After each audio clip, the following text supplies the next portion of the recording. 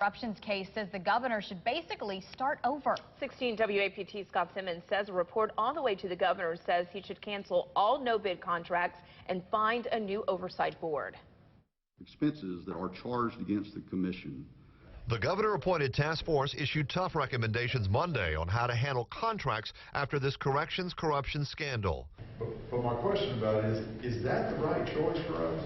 That task force has been studying how to plug the gaps that are tied to alleged bribes. Prosecutors claim former MDOC Commissioner Chris Epps steered $1 billion worth of state contracts for $1 million in bribes from Cecil McCrory. Look, we have a scandal here. $1 million in bribes. The head of the Department of Corrections is going to be put in prison. We need to do something about that. So I don't think this is going away anytime soon. The task force says the governor should cancel all MDOC contracts that were not put out for public bid, that the state appoint a new personal service contract review board, and force all companies that do business with the state to register with the Secretary of State. One of the task force recommendations that could impact every agency in the state of Mississippi, a recommendation that any contracts $100,000 or more now be put out for public bid.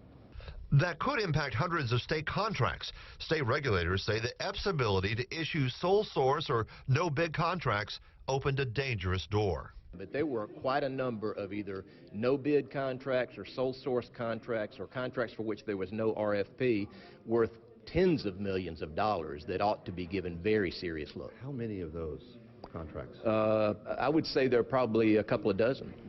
The report heads to the governor's office Wednesday with more sweeping changes expected to come from lawmakers when they return to work in January. Scott Simmons, 16 WAPT News. MDOC says under the task force's contract cancellation recommendations, it would have to terminate 6 current contracts that were issued without a public bid process. And to remind you how we got here, a federal judge indicted Chris Epps on 49 counts of bribery and wire fraud. Also indicted former lawmaker turned businessman Cecil McCrory. Governor Bryant ordered a task force to look into all MDOC contracts. Trial is set for April 6th. If convicted, Epps could face life in